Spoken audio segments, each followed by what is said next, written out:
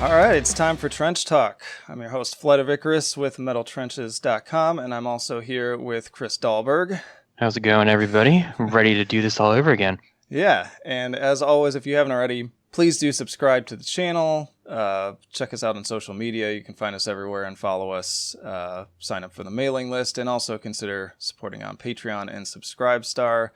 But it is that exciting time of year again. I don't know where the year went, but it is December now when you're listening to this, and Chris and I are going to talk about our favorite albums from the second half of the year. So I believe this is from August forward, if I'm getting that right. August, December, October, November, December. I did No, July. July forward. Yeah, I guess July forward would be Since 6 I months. feel like we ended at June before, just with how everything fell. I think we may have done it in June, actually. June or July. Yeah. But in any case, if you didn't hear the first half already, we did an episode back in July talking about our picks from the first half of the year, so consider these to be kind of companion pieces, and plenty to dig into there. But we will, at the end, kind of briefly talk about what we at least sort of consider to be our favorite picks of the year overall. But that said, I guess we can kind of dive right in. So I don't know if you want to go first or if you want me to go and first. I've got 3 more picks this time. I had 7 for the first half. I feel like the second half, I know you and I were talking about there being a bit of a lull early on. Like we had some stuff, but then it seems like once we hit the fall, it was just like, what is this promo? What is this promo? Like, oh, we can't keep up with this. Like, and so it was definitely really hard to pare it down for me with stuff I reviewed and stuff I haven't.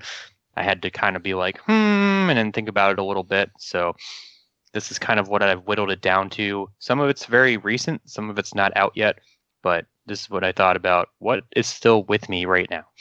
Yeah. You know, I had kind of a interesting relationship with the second half of this year, because I agree with you that there was like a lot more that I wanted to review and cover, and it was hard to keep up. But there were fewer albums that, out of all of those, really stood out to me as like, this is one of my favorites of the entire year. So I don't know. I was definitely also just in a different mindset the entire second half of this year as opposed to the first half of the year, so that might have influenced it as well. But in any case, yeah, I actually had a harder time, or an easier time, depending how you look at it. Like the first half of the year, I had like 15 to 20 albums that I had to kind of whittle down to 10, whereas I had to kind of fight to figure out what my 10 were going to be this time, because I felt like I might have not even had 10 to work with. And that was opposite for me. This was like, I don't know, we like flip-flopped our halves here, I guess, depending on your genre taste. It kind of seems like my kind of stuff got like half-loaded now, whereas there was still a lot of it earlier in the year. It wasn't like there wasn't anything to choose from, and given the amount of music we get, we're never starving for music whatsoever. Yeah. Well, that said, what's your first pick? So we're just going to run right down the list. First one's going to be Black Beast's Nocturnal Bloodlust. So this came out in November on Primitive Reaction. It was the debut full-length from this band. They've been around since 2002, and this is their very first full-length, 13 years after their last release. They've only had an EP and a split up till now. And this is probably one of the more straightforward picks for me, just because it's a really good example of like second wave black metal and just finished black metal. And it's just done kind of boiled down to its essentials. It's just very straightforward, quick songs, but they've got, almost like a rock and roll aesthetic to it, where the leads just grab you. They've got that ice cold chill, but there's like a rock backbone to it. They've got some blistering solos. The vocals are just all in your face and just really raw. Kind of reminds me of like Horna and Satanic Warmaster and kind of the classics of when you think of finished black metal of that type. And it's a fairly short album. It's only like, I think 35 minutes or something like that, which is great. There's no interludes. There's no bullshit. It's just kind of like straight to the point, riff after riff. Like there's probably 4 or 5 riffs that I can just think of in my head just now, just talking about it. And that's so rare to find in black metal these days. A lot of it's more about the atmosphere rather than the riffs themselves. So to get back to that kind of second wave aesthetic where you're like, whoa, that's a good guitar lead. Like, I actually really like that. It's a little unexpected, and I'm really glad that it kind of popped in because it was exactly what I needed during that time. Cool. And I think this is probably going to continue the trend of I have not listened to a lot of the ones you're going to pick here, but we'll see, because we have not told each other what our pick's going to be. And also, we didn't state that this is not going to really be in order. We're just kind of throwing them out there. So we would not have accomplished this podcast if there was an order to it. No. It not in the time span we have to do it. Yeah. So yeah, and that's what makes this fun too with the two of us doing this, because I feel like we, oddly enough, don't have a ton of overlap, so it leaves us walking away from this with potential interesting new stuff to listen to that we hadn't even gotten to yet. So with that said, I'm going to actually knock 3 out at once. And going heavy duty. Yeah, I considered talking about them each separately, and it kind of messes up our back and forth flow in a way. But I just have like such similar things to say about each of these, it feels redundant to do it that way. So we've got Carnifex, World War X, Infant Annihilators, Battle of Yaldabaoth, and Shadow of Intense Melancholy.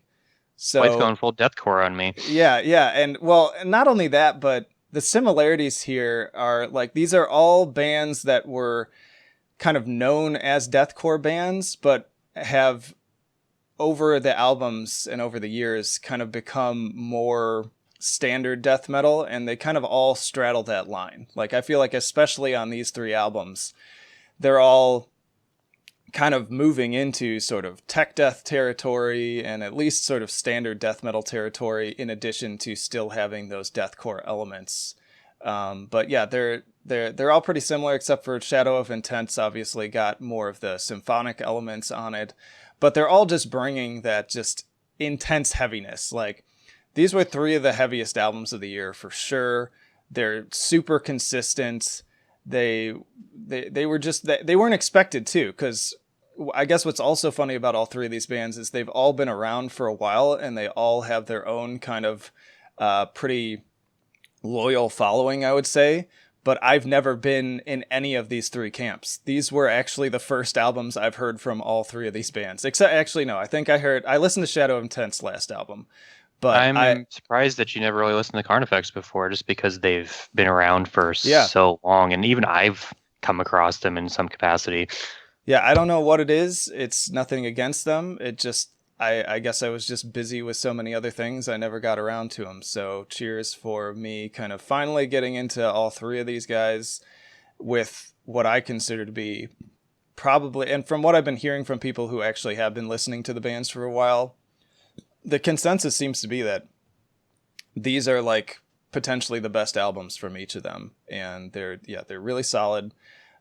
Start to finish, fun to listen to. I honestly can't wait to go back to them. I was cycling them over and over, and these were definitely some of the albums where it was like slowing me down really, because I like could not take them out of my rotation because I was having so much fun just banging my head to them over and over again. And yeah, if you want just like super guttural vocals and really technical guitar work and drumming and just really intense rapid double bass pedal, all that good stuff, any one of these 3 will be right up your alley.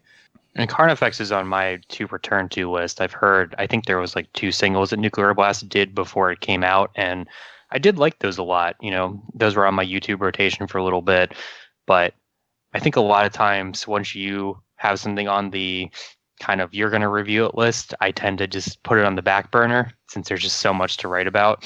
So it's one of those that I meant to go back to, and I'm like, I got to do that. All right. Well, what's your next one? It's going to be one that you've already disagreed with. It's Shamash's Hearts of No Light.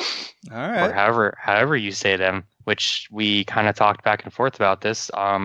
This is a band that you definitely raved a ton about when Triangle came out and shortly after that. And I actually went and listened to Triangle for the first time in the course of reviewing this album. And I found that I like this one a little bit more. Maybe it's just the time period of when I'm experiencing all of these. But to me, Hearts of No Light kind of, it keeps them evolving. It goes kind of all over the place, but everything's tied together. And the album flows together really well. It's still over an hour, but it feels like it's not. They don't drag things out too much. They've got a little bit of everything. They've got the crazy layered extreme metal stuff with very high peaks. They've got the Paradigm of Beauty, which almost sounds like they're pulling a Behemoth for a second there, with like the almost like the rock power ballad. But I like it this time. It's not the Behemoth like, no, what are you doing kind of thing. It works for them surprisingly enough, and it feels like they've reined it in a bit. I think the only thing that I found on Triangle that I didn't like was that last disc. The kind of the dark ambient kind of dragged on a bit too much for me. And it feels like here they've reined it in with the actual songwriting a bit more. And the vocals are there's like every vocal style you can think of on this album. There's like really harsh ones. There's a lot of like chants and just, clean vocals that you're not expecting. And it surprised me, and it did encourage me to go really back into their back catalog a bit more than I've done before. Yeah. And that came out on Prosthetic Records in November as well. Yeah, I really like Schammasch, and I liked this album quite a bit. It's just mainly, I don't know, like Triangle was just so amazing to me, and I agree that kind of condensing it down and streamlining some things is good. You don't want to keep doing triple albums over and over again. That's going to get pretty tiresome. You can't. I don't feel like you'd want to put yourself back into that once you've done it once.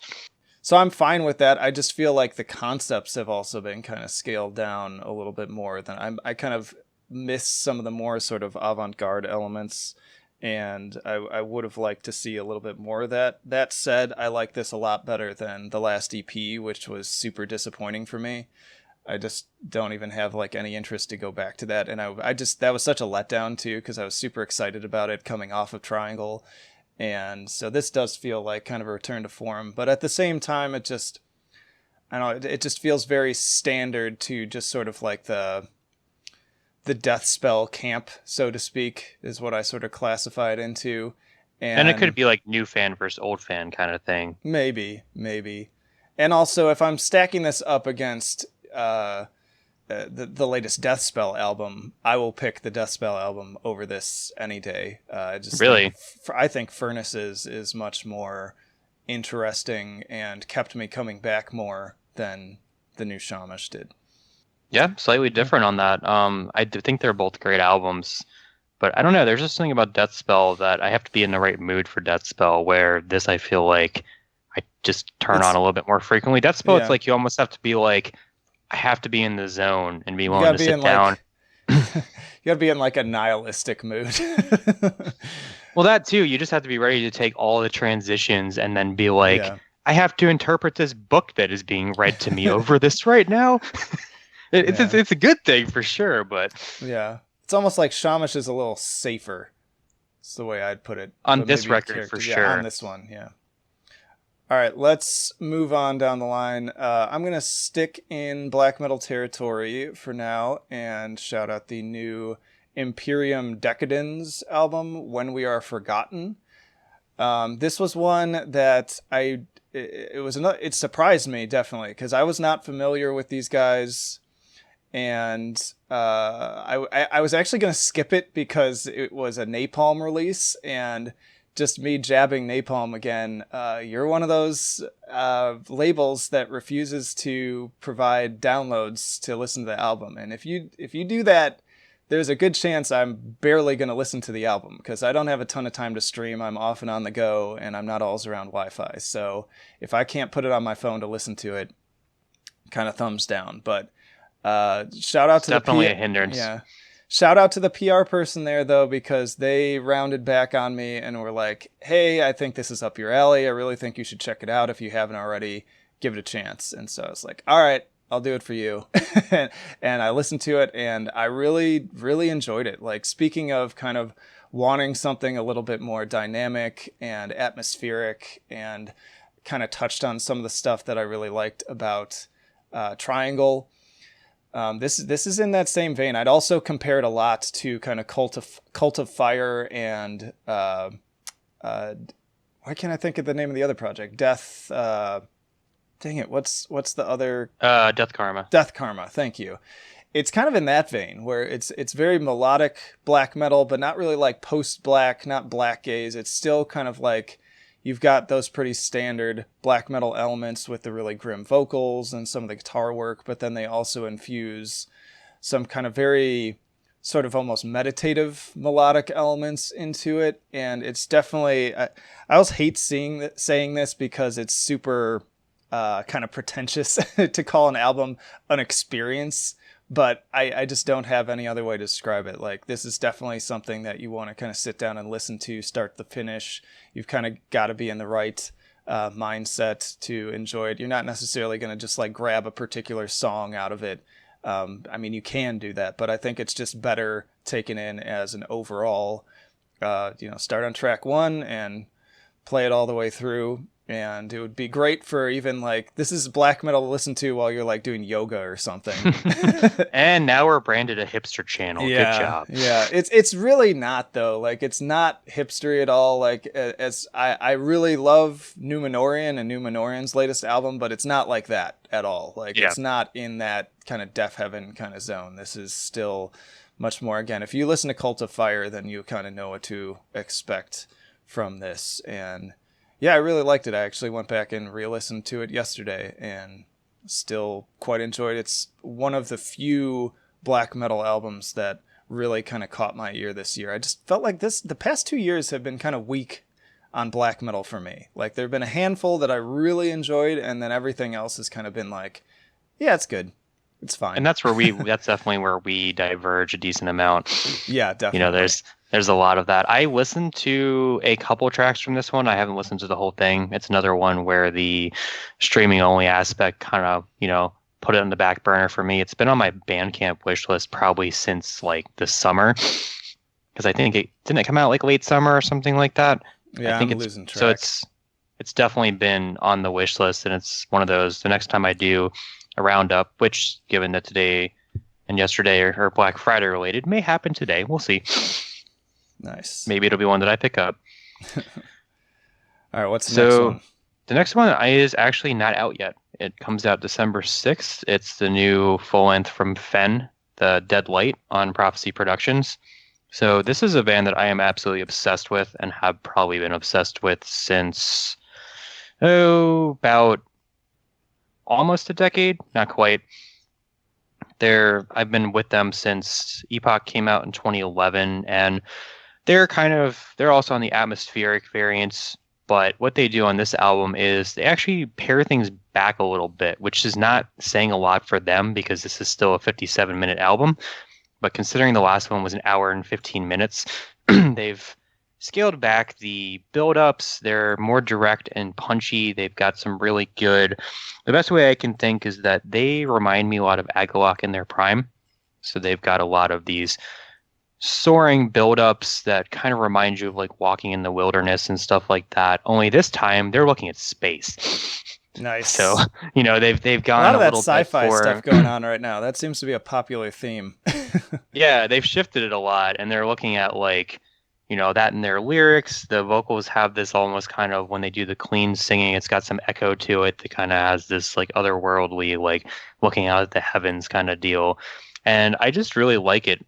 Every time I'm always like, I wonder if they're going to manage to top themselves or, where they're going to go. And this is still very much them. I wouldn't say they've changed anything from the core of what they do, but I love it just as much the same. And I think anybody that loves this kind of atmospheric black metal that builds up and kind of gives you like these really strong climaxes will find it to be a really strong contender. Yeah. Good stuff. So many things this year. It's just hard to keep up with it all. Speaking of which, my next one, I'm going to jump back to death metal territory, but this time more progressive death metal. And, I'm looking at my list too, and I'm realizing it's like 80% stuff that I was not familiar with prior, like just bands that were new to me. And so this continues that trend. And it is Cursed Seeds by Horror God. Absolutely love this album. They are a Moscow-based band, kind of fusing progressive death metal with sort of Death Metal Omega and Asoth, kind of black metal elements too. This came out via Lavadome Productions. Familiarities also to like Gorguts, Ulcerate, Suffering Hour. And yeah, this is just like, it's just one of those like tunneling death metal albums that just seems to like spiral and constantly take left turns that surprise you. It's just this descent into madness kind of album. Amazing technical drumming, lots of great riffs, some really great solos. And speaking of Gorguts, Kevin Hufnagel actually does a guest solo on this. And yeah, this was one of those albums that just kind of jumped out of nowhere, and I was like, hell yeah, like this is right up my alley. I am such a sucker for that kind of like portal-y,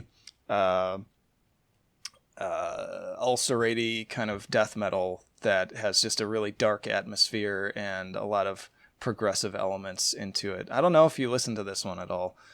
I did when it first came out, and it was one of those I needed to revisit it to get all the layers because it's definitely overwhelming when you first listen to it, but definitely in a good way because it's hard to do this kind of stuff well. A lot of bands try to do the like kitchen sink of sound kind of deal, and sometimes you can tell when they're not good enough musicians to pull it off.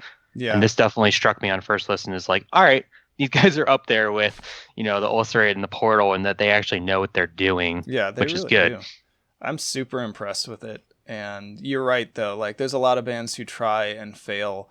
And even bands that, like, have been doing it for a long time. Like, honestly, and I've said this before, and I probably just keep pissing people off, but I feel like even Gorguts at times, like, even though they're, like, such a big name drop for this style, I feel like they don't always get it right either. And I actually prefer this album and some others that have come out in this style from other bands over kind of what Gorguts are doing. I feel like Gorguts, like, they get a little too like freeform and like kind of like it almost feels like an extended jam session a lot, and I'm sure it's all written out, but it doesn't always feel that way. I like things to be a little bit more concise and kind of come together, and I think this album definitely does that.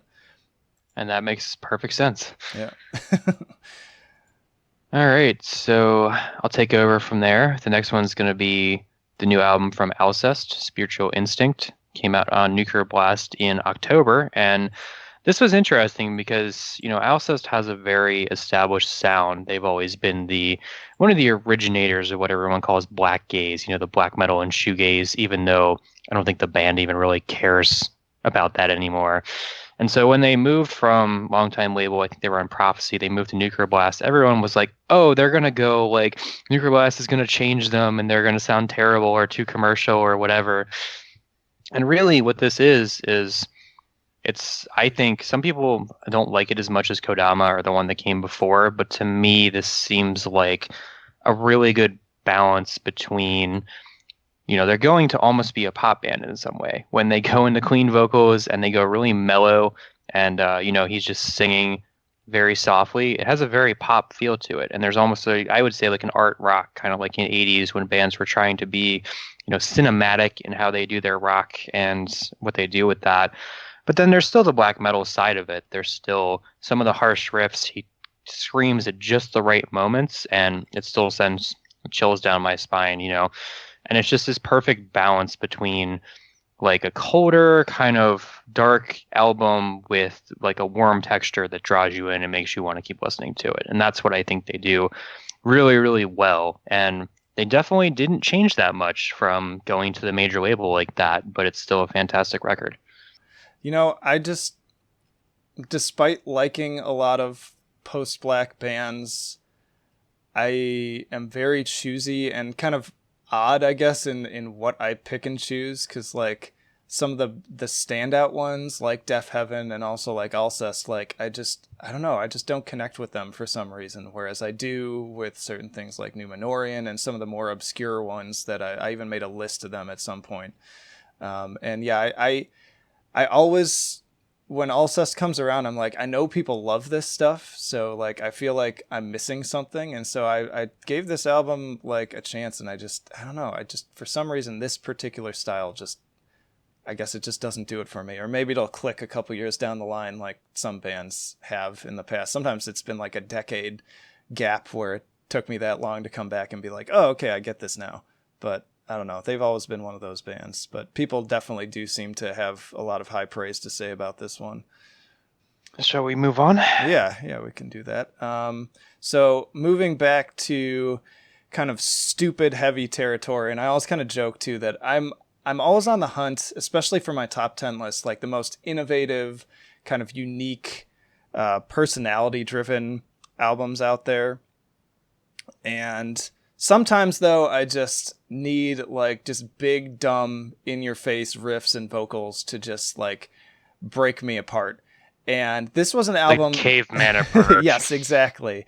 And this was an album that kind of for that reason, I did not intend on including on the top 10 of the year. Like I listened to it and it stuck with me. I bought it, but even then I was just like, this is not my top 10 of the year because it's just not like unique enough. It doesn't stand out enough, but there's something to be said about an album that you just like can't stop listening to. And I just consistently keep coming back to it. And not only that, but like, I'll just be like watching a YouTube video or a movie or listening to somebody talk about something and like throw out lines from this album will just like pop into my head because they're like relevant to the current situation.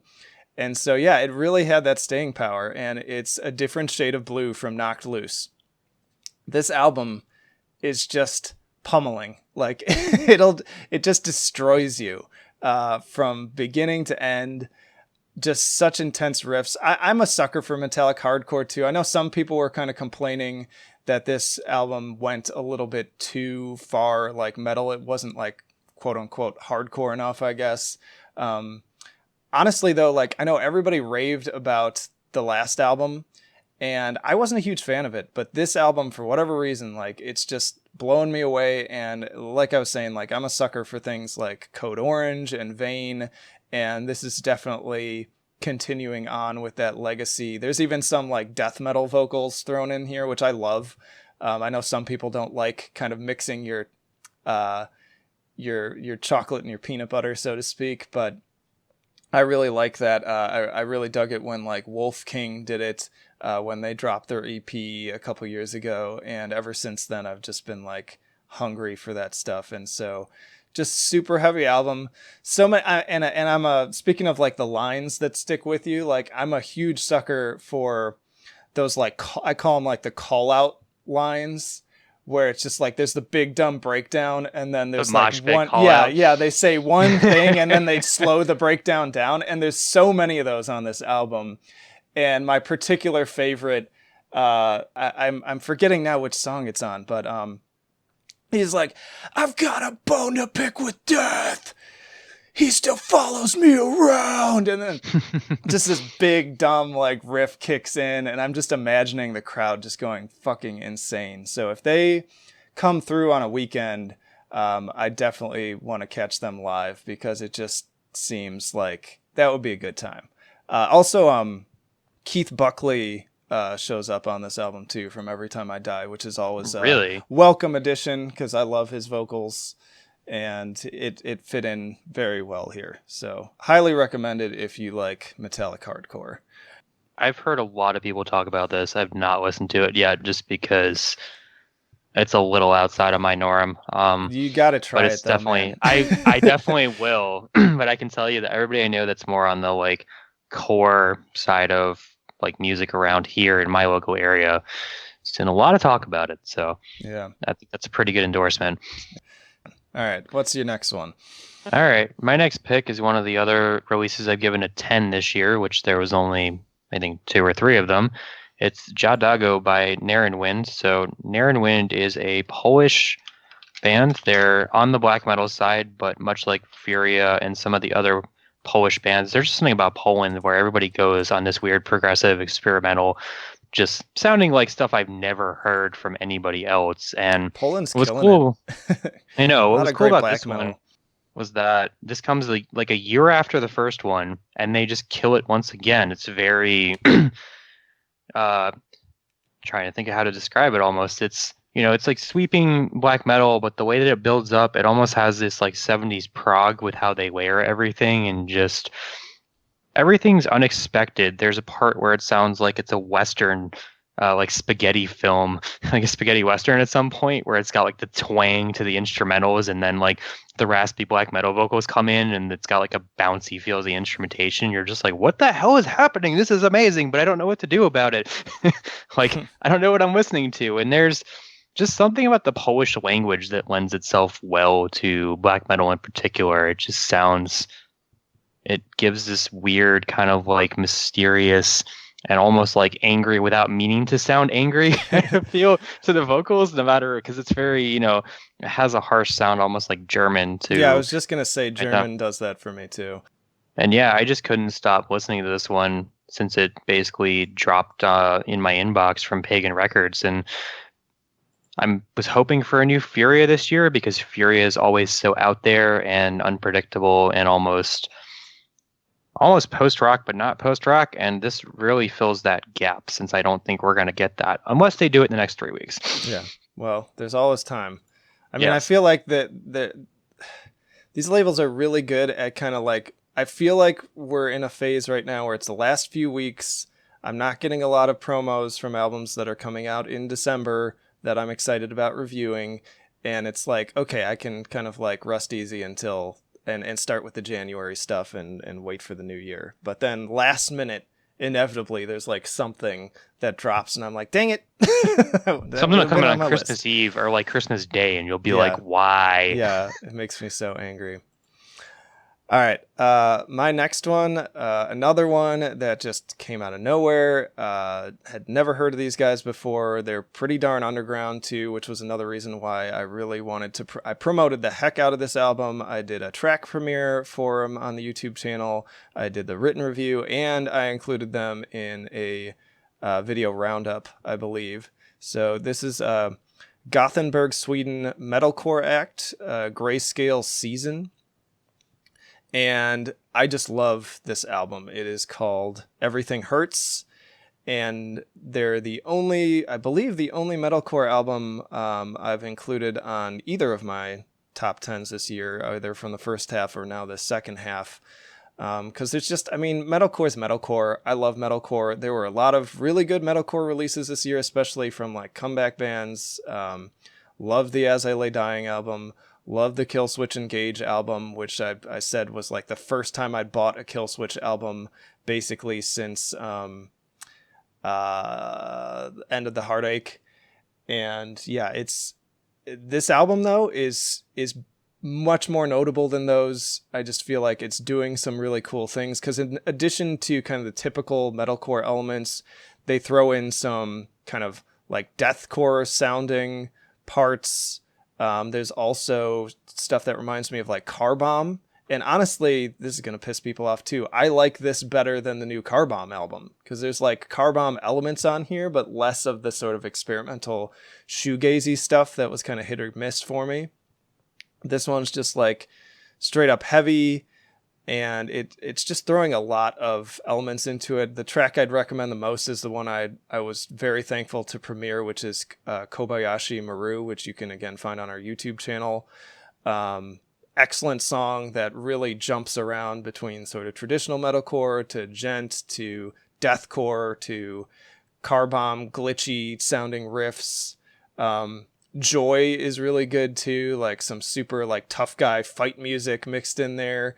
So you got this great weird kind of interplay of sort of like what I loved about that Knocked Loose album, but then also these more kind of cathartic, emotional, melodic pieces. And you'd think they'd like clash with each other, but they don't. Like they really just come together nicely, and I'm interested to hear what these guys do next. And I'm just in general, like really, speaking of talking about like Poland for certain styles of music, I'm just generally impressed with what Sweden and Norway, some of those other Scandinavian countries are doing with hardcore and metalcore. I just feel like it's everything interesting too, because they've always had that to a degree. I think the melodic death metal from Gothenburg kind of branched out into some of that, and there's been a lot of bands that did that stuff under the surface, but it's like now coming back around almost. Yeah, I'm infinitely more interested in kind of those genres when I see that they're coming out of that area as opposed to the US. Like, even if I just get a press release and it says metalcore, I immediately like jump to the country. And if it's just like US, I'm kind of like, all right, I'll try it, but I have a good feeling I know what it's going to be. Whereas if it says, like Denmark or something, then I'm going to be like, oh, okay, yeah, let's see what you got. And I was definitely not disappointed with this one. I'll have to check it out. And let me just say, for metalcore, I did not predict that I would be listening to both the new Killswitch and As I Lay Dying this year and enjoying both of them. That was not something I was expecting to do come, January earlier this year. I mean, I kind of anticipated I was going to like the new As I Lay Dying, especially from the singles I heard. But Killswitch really surprised me. Like, I even They've been off form for so long. Yeah, they really have been. Like, I just... They're such a... They frustrate me because they're such a legacy metalcore act where, like, whenever I talk about, like, a metalcore big four, I have to include them on the list because of, like, how influential and big they are. But I also get frustrated doing it, though, because I just feel like they only, in my mind, have, like, 2 really great albums that cemented that status, and then everything from then on is just kind of slowly petering off.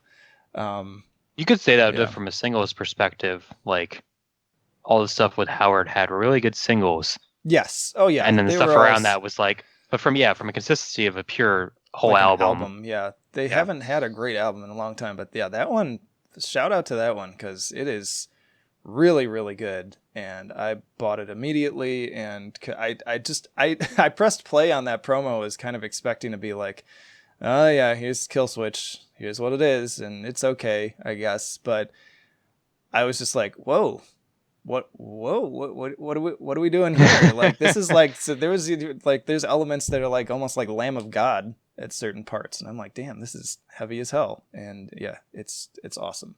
But we should move on. Yes, we'll get too wrapped up in that. Yeah.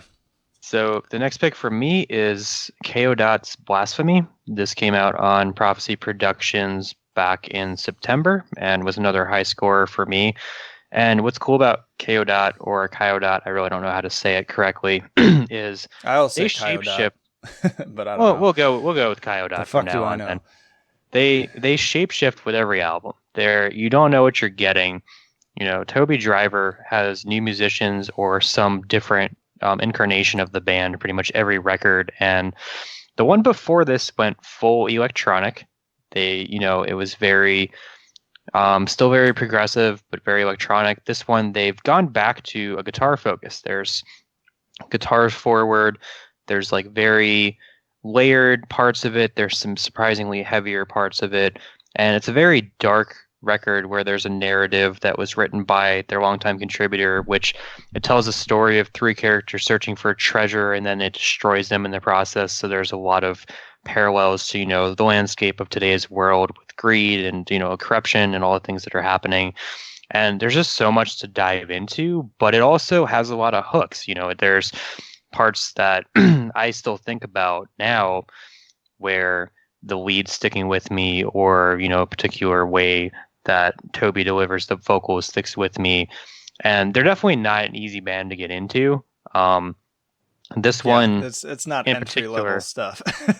Yeah, even though it's got some of that pop element to it, it's definitely like, I probably needed 5 listens through it before I even really got a handle on it. But that's also what I like about them so much, is that you always get something different, but it always stays with you, and the effort pays off in ways that few bands really are worth putting that amount of time into. Yeah, I think I gave that a passing listen, but it was like, I just don't think I was in the mind space to handle the weirdness. So yeah, I'll take your word for it. And it's deceptive because, some of it sounds like you listen to it in the background and you're like, all right, cool. And then you like actually give it a second and pay attention. You're like, wait, I have no idea what's happening. Yeah. All right. My next one is sort of a late addition, actually a really late addition to the list. And it was something that I heard a lot of people kind of saying really positive things about it. Adrian from Warforged, I believe, shouted these guys out on the second episode he was on, where I met up with them live. and it's been a busy year for Fawn Limbs. So these guys, shout out to my homies too at Dark Trail Records, who are also responsible for Mathcore Index.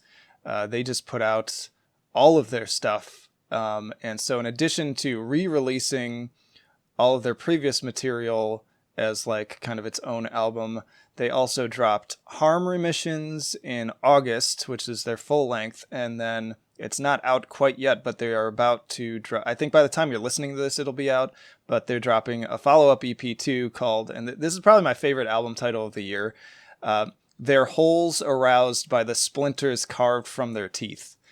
Very Deathspell Omega sounding album title, I would say. Definitely very like just dark and offensive and uncomfortable.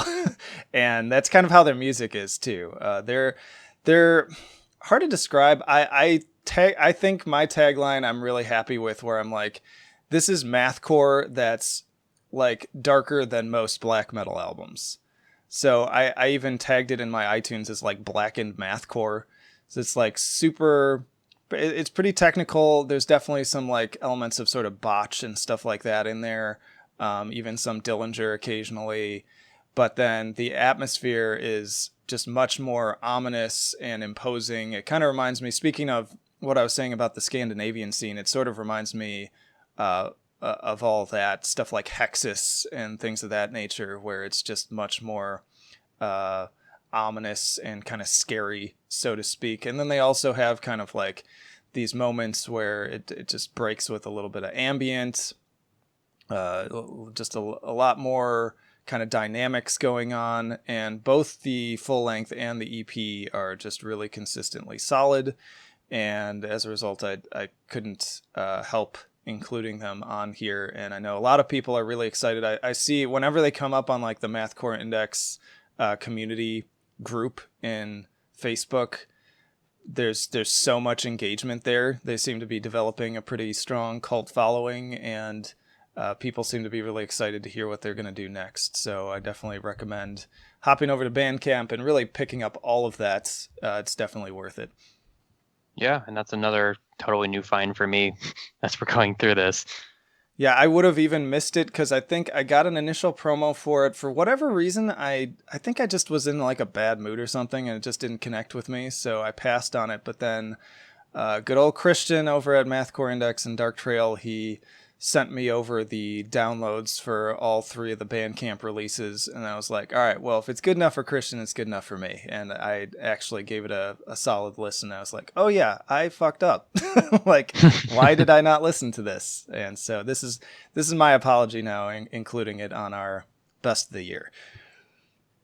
Makes sense. Yeah, the next one I'm going back to black metal, because of course that's who I am, and that's a lot of how this works out. It's the Rare Field Ceiling from Yellow Eyes. Came out July 1st on Gilead Media, so it just makes our cutoff. I think I actually had the promo and was listening to it when we did the first half edition, but hadn't quite had enough time to spend with it yet, and it was on my list. And for me, Yellow Eyes has been probably one of the best US black metal bands in recent memory, alongside kind of like Woe and some of the other ones.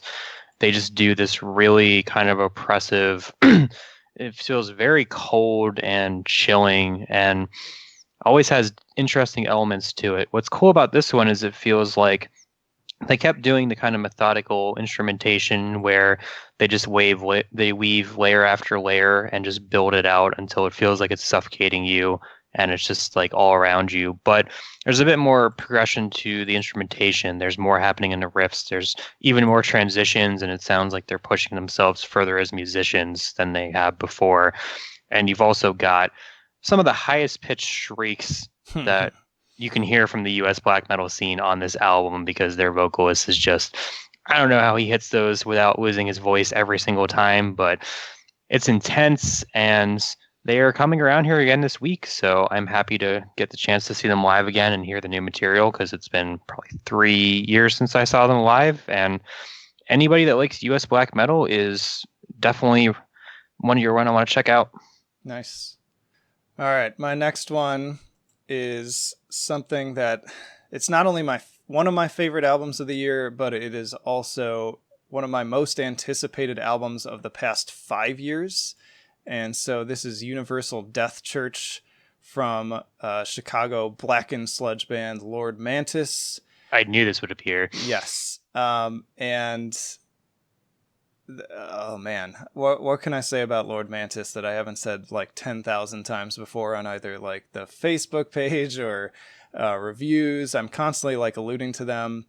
I started Metal Trenches around 2014, and that was partially, I would say, inspired by the release of Death Mask. That album just totally tore me a new one. I kind of want to do like a Bands That Changed My Life episode on the experience of that, because they're just one of like the bands that came later to me that just totally just shifted my tastes at the time too, like into much like uglier, grimier kind of stuff. And so ever since then, I have been thirsty to hear more from them. And so all the more reason that I was super bummed when they had like that bad falling out and Charlie Fell got kicked out, and they kind of reformed with members of Indian, which I thought was cool because I also really enjoy Indian. But then the EP I was kind of like lukewarm on. And so now they've reunited with the members that they can, because obviously, unfortunately, Bill, the drummer, has passed. And so that was another really hard hit for them. I think that also obviously kind of slowed progress for new releases. I think they were kind of thinking they were going to call it quits for a while. But in that time, too, I just had the luck of running into Charlie at one of his Cobalt shows, because he was touring with them and they came through Portland, and I actually went to my car to get something, and their van was there, and there was Charlie just like standing out by the van. I was like, motherfucking Charlie Fell. Like, I'm going to go talk to this guy because he seems really interesting and I want to tell him how much I love that album. And we struck it up and started chatting, and gave me a deal on some merch, and we exchanged info, and we've been talking basically since that show, just online, and kind of have become pretty good friends too. And that's awesome. Yeah, which I just think is really cool. That's just like, even in this album it sucked, which it definitely doesn't, because I'm including it here.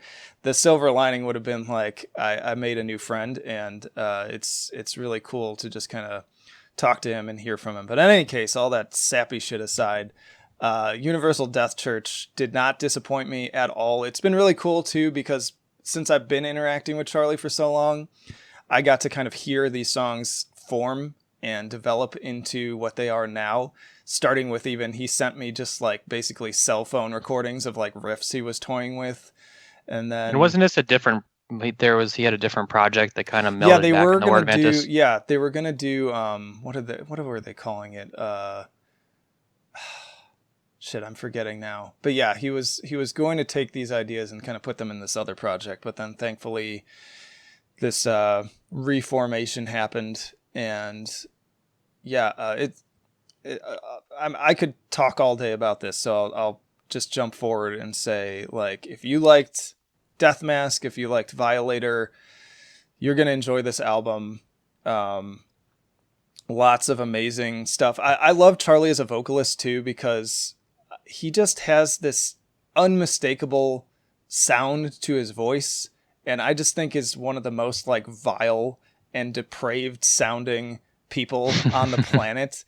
And especially like there's moments on there's a song called Damocles Falls, and he's got this part where it's just him like doing this hacking regurgitation, and it's like only Charlie can truly pull that off. Like he does this weird like thing, and it's just so amazing. Like it fits the music perfectly. It's music that makes you feel dirty.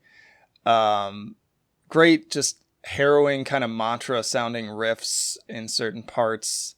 Yeah, just all around. I love the songwriting. It's not too, it's pretty simple, but there's also like melodic portions mixed in. There's even an acoustic part. And so it's relatively dynamic, but then also topping it off with just that harrowing vocal delivery is fantastic. So I'm going to kind of leave it there. if people want to see even more of my opinion of this album, I did a whole YouTube video in the Quick Opinion series about it, and I'm sure I'm going to continue talking about it over and over again. But yeah, definitely check this one out. And this is one of the ones that I listened to as well, and it was definitely very close in the running, but I also had a very strong feeling that it was probably going to be on your list. So that also made it a little bit easier to highlight something else. Yeah, it's been on regular rotation in my car, and I'm really glad that they came back the way that they did, just because it kind of felt like, after the EP and Bill's death, like they just kind of faded off without meaning to. Yeah. Like I almost for a while was like, where'd this band go? Yeah. For like a year or two. So things got pretty rocky, and yeah, they've got an interesting lineup, and I think it's one of those things where it's like, it almost feels like it's a necessity, because I feel like everyone in that band like has so many like demons and like kind of issues that they're dealing with. And I feel like that's part of why the music is so genuine and so rough to listen to, because it all comes out. But on the downside of that is, because they're dealing with all this stuff, it really kind of slows progress of being able to write new stuff, because there's just constantly barriers to getting together and recording. Yeah, exactly. Yeah. All right. So we'll move on to my next pick, which I have no idea how to say the album title. It's from Mylingar from Sweden. It's called Döda Själar, or I don't have any idea of how to say that. It came out as a co-release between Amorphati Productions and 20 Bucks Spin, and it's just absolutely horrifying sounding black death metal. It's cavernous, unrelenting. It barely gives you time to breathe. There's just like transition after transition. And speaking of vocals similar to Charlie, there's a little bit of that here. The main vocal style is just this really deep, guttural. It's definitely not, when you think of black metal, you think of a certain type of pitch. This is definitely more of a death metal pitch, but he's got, and I forget which song it is, it just sounds generally inhuman. And at some point, it's like, during the recording session, he just coughed in the middle of it, and they just left it in there. Leave it in. And they just left it in. It just sounds like this person's dying while they're recording it, and that's kind of great. Oh, that's the best. This kind of music, I live for those moments. Whoa, like what is happening? And yeah, this band's like, they had an album last year, they had an album this year, and it's almost as unrelenting as Portal. It's not as complex musically, but it's just so dense with how loud and dissonant and just how crazy they're trying to be, that I heard it and I was just like, I feel like I got hit by a truck, like just sonically. It's fantastic. Good one. Well, I'm gonna have to go back on that one, because I do love me some Portal, and yeah, so that'll be mine to go back to, and then you've got to check out Horror God in that kind of similar vein. Yeah, give that a more than just a cursory first listen. All right, my next and last of my 10 is actually Wilderun with Veil of Imagination. So the only kind of more or less pure progressive metal band on this list. They definitely have a progressive death metal side. They kind of mix the two together. I've been describing their sound, especially on this album, as kind of a mixture between Opeth and Ihsahn. And so the cleaner portions definitely remind me of sort of the more sort of almost musical, dramatic, just high concept stuff that Ihsahn's been doing. And then there's definitely a lot of Opeth in this album too, though, with the guitar riffs. Some of them just sound like straight out of some of their, both the earlier stuff and the newer stuff. I've also said that, like, if you're like me and you really love Opeth, but you're not necessarily down with kind of the newer stuff that Ackerfeldt's been putting out with the pure, clean singing, like, this is the perfect alternative for you, because it just brings back that same flair of storytelling and then mixture of kind of light with really heavy, dark moments of albums like My Arms Your Hearse and, of course, Blackwater Park and all that kind of stuff.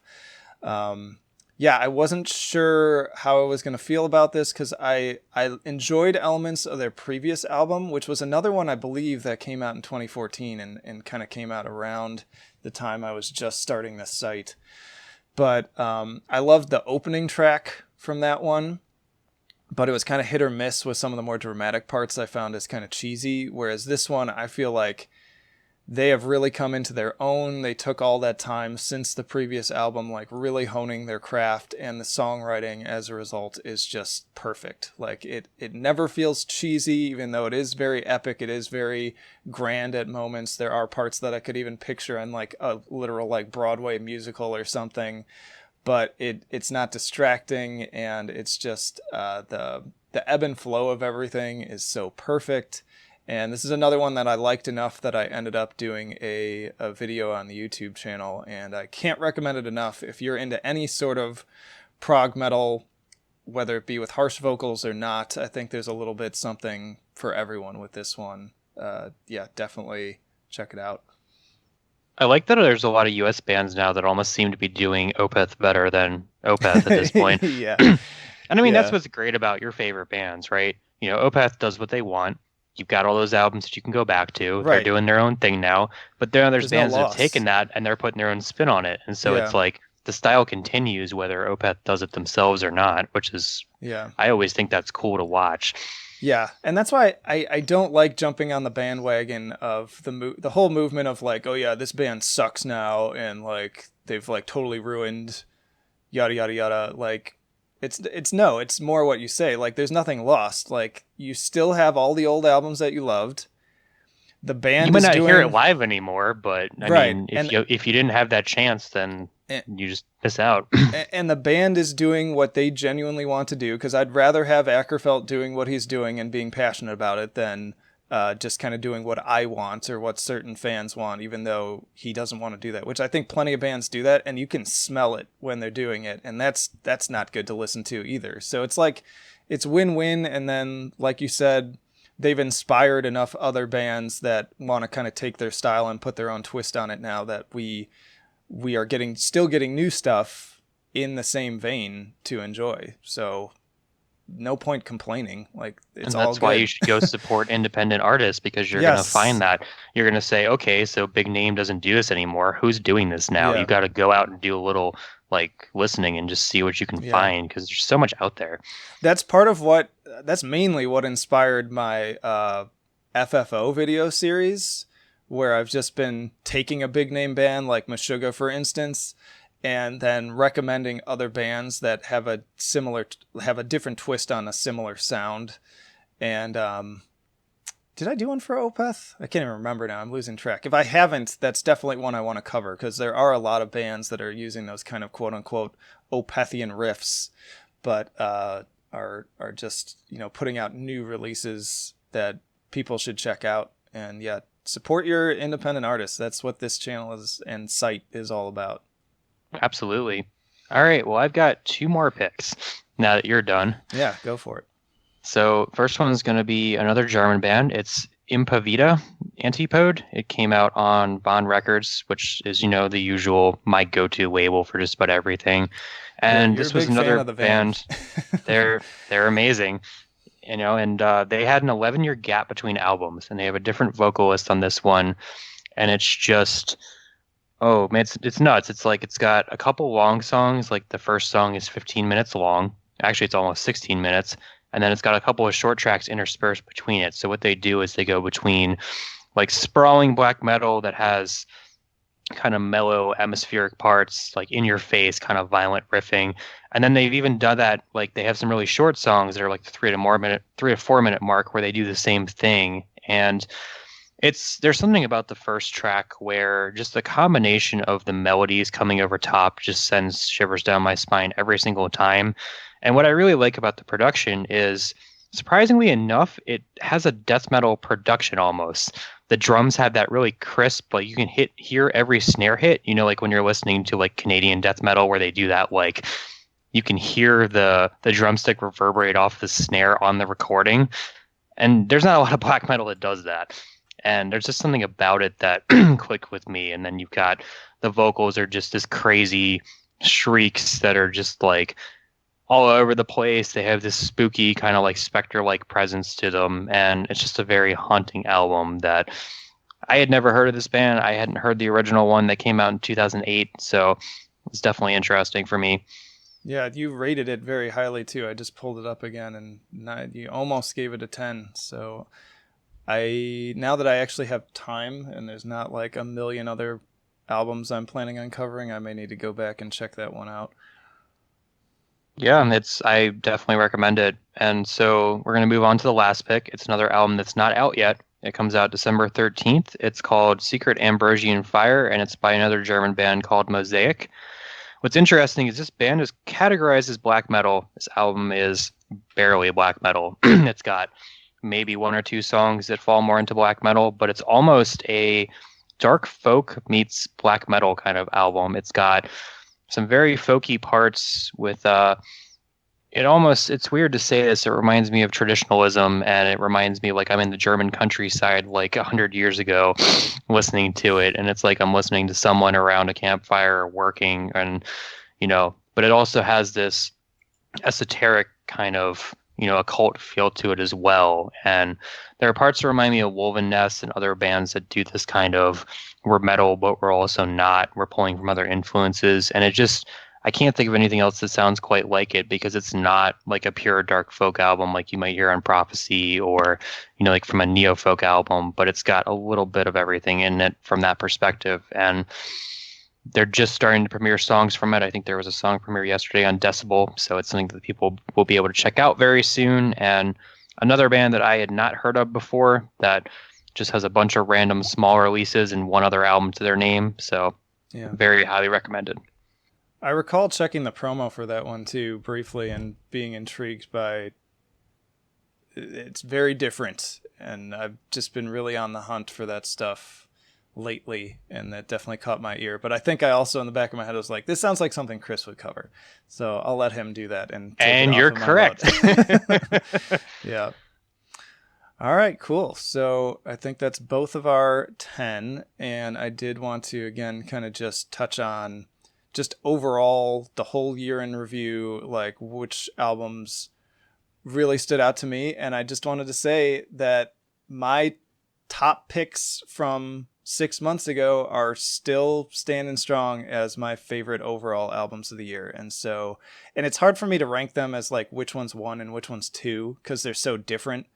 But my top two picks are still Warforged's Voice and the Callous Daoboys Die on Mars. Like both of those albums still, I keep going back to them, keep listening to them, and talk about like call out lyrics and stuff on albums. Like I was saying with Knocked Loose, like Die on Mars has so many amazing, and also like ridiculous. Like it makes a mockery out of call outs, because there's like little skits and just like weird things that he says that seem to almost be word salad at times, but I'm sure they have a meaning. They're another band I want to catch live, and I really always enjoy having the vocalist involved on the podcast too, because Carson is just such a bizarre and energetic character.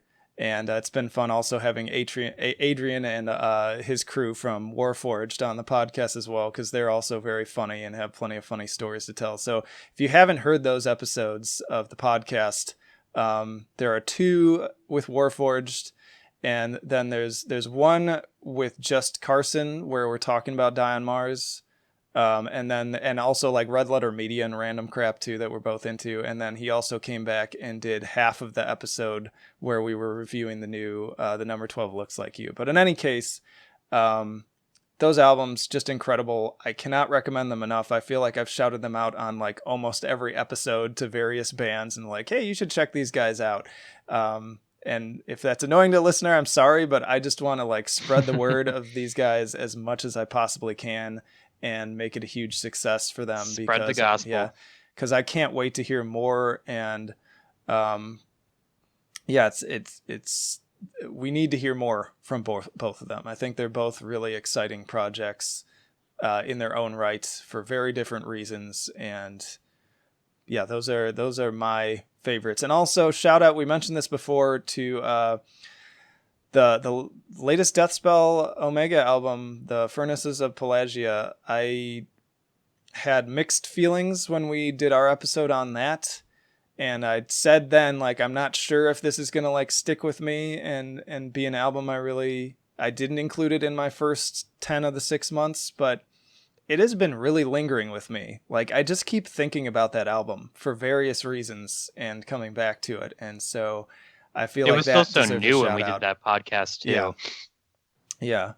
But I feel like it warrants mention. I don't know if it's like, it's not necessarily like my number 3, but I just, as I was preparing for this episode, I'm like, I need to mention that one again because they did something that really like lingered with me.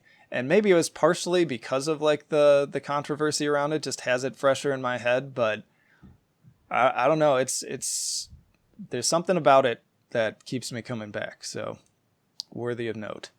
What about you? Yeah, I think some of them may have dropped off the list overall. I would say that it's still hard to really rank like a best of the year, but I would say that Laster and Daifago are still top tier for me from the beginning of the year. Laster is one of the early ones that I gave a 10 just because it's so out there and it's post-punk meets black metal meets I don't know what the hell is happening right now. Daifago is just like unreal, the Kurt Ballou production and all the stuff that he did with that, and just the playing being like, this is about as crazy as you can get and still have polished performance, and it just pummels from beginning to end. Some of the other stuff I put in there, it's hard to say. Like I had Magic Circle, which was great, old school heavy metal. That's kind of probably a little out of the list just because it's a little too traditional, even though I still love it. Inner Arm is still hanging around there. I still really like that album, even though I keep forgetting it came out this year. But yeah, overall, I'd say the second half for me is still a little bit stronger, just in that I was able to name so many albums so quickly, and I really didn't even change the list that much. And the fun part is that with the promos coming out for these last few December releases, Mosaic and Fen got added like in the midst of making the list. Like I listened to it and I was like, I already know it's going to be here. Well, and then once again, too, no overlap. And again, to people listening, we don't tell each other what our picks are going to be going into it. So it's always amusing to me that we don't have a single album of overlap. We've gotten very good at that without meaning to. It's just kind of like, he might pick this. I can't pick that. Yeah. And yeah, there's really not a whole lot of that. Like you said, you had that with Lord Mantis, but that was probably about it, though. Yeah, everything else, it's just kind of, that's just the way it happens. We just have kind of... I think you and I have diverged more over the past years, because I remember when we were both writing for Transcending Obscurity, 2 years ago? We would have to fight over stuff almost. Yeah, and it hasn't happened quite as much recently. Yeah, no. And yeah, I'm also just in the place now where I'm more than happy to pass off a review to somebody else, because there's too many things. Like I'm doing pretty much a review a day, and that gets pretty exhausting. So yeah, please do take all the weird, bizarre stuff. That's what I'm here for. And honestly, it's hard. My time's lesser these days too, so I really have to prioritize stuff that I think is going to be really worthy of talking about. There's even been ones that I've had to drop off the list because I was like, I heard the first song and I was like, sure, and then I listened to the rest of the album and I was like, I don't want to talk about this anymore. Yeah. And to any listeners out there, like I haven't heard anyone really complaining about this, but if you are one of the people out there that like have been disappointed that there have been kind of fewer daily reviews, and the podcast has definitely slowed down too, because I was pretty consistently pumping them out every single week, and just for the same reasons as you're describing with getting busy with stuff, it just hasn't been in the cards, and it's also been harder to align schedules because of the holidays. And so I think realistically too, just with the way things are, so that I don't go insane, I probably will move the podcast more to like a twice a month thing as opposed to an every week thing. If that bothers you, then by all means comment, let me know. I'd be interested to hear how many people that bothers. But my guess is going to be that people don't really care. They're just like, whatever, put out stuff. We'll listen to it if we want to, and we won't if we won't. And it's not like I have like a massive following right now anyways, but I'm interested to hear from the super loyal people out there if they are just like really thirsty to get content every single week. But on the flip side, I have been trying to at least put out one video every week, and I'm also trying to do more like track premieres and stuff on the channel to sort of diversify and try new things and keep stuff coming at you in different ways. But yeah, awesome. I guess that kind of does it. Thanks as always for Chris being here and doing this. It's always nice to just have like a standard co-host, and it'll be good to do more episodes like this in the future probably. But any final thoughts? No, I think it's been another strong year. I feel like we say that every year, but what can we say? We always get albums that we expect from bands that we know are going to be due for an album, and we always get ones that we're like, where did this come from? Either new or established bands, but it's been another strong year for metal, and if you think that metal isn't interesting, you're not looking in the right places. Yeah, absolutely. That's what we're here for. We fill in the gap. Yes. All right. Well, thanks as always for listening. As always, if you enjoyed the episode, give us a like, give us a rating, depending on what platform you're listening on. Just be aware, too, if you didn't know already, this podcast is available on iTunes, Castbox, YouTube, and BitChute. So choose the one you prefer. Whichever one you go with, though, I also recommend subscribing to the YouTube channel because, again, like I said, there's a bunch of other content I put up there. Hop down the description. You can find links to all of our social medias where you can follow us. Also, I will put links to, God help me, all the albums that we just mentioned. Hopefully I'll get that all together so that you have a quick way It'll cut them off. Yeah, probably, because it's going to be a long list. So they may not all be on there. But yeah, that'll be a quick reference to get to any of the albums that intrigued you here. Also sign up for the email list too. That's honestly the best way to make sure that you're like keeping up week to week with the content that we're putting up on Metal Trenches, because social media does a worse and worse job of actually like giving you what you want in your feed, and you're probably going to miss stuff that way. So that's a quick way. I send out an email every week, which is kind of a reminder of all the new content, new podcasts, new videos, new reviews, all that good stuff. And just one last plea too, there are also links to Patreon and Subscribestar. There are costs associated with me doing this, to host this podcast, to host the website, and occasionally, like, I just had to buy a brand new computer too, because my old one crapped out, and I can't very well do any of this without a computer. So even just $1 a month makes a huge difference. I really appreciate it, and that would be great. So consider doing that. Links down below as well. But I think that'll be enough. That pretty much does it. Yeah, Flight of Icarus and also Chris Dahlberg signing off, and we will see you in the trenches.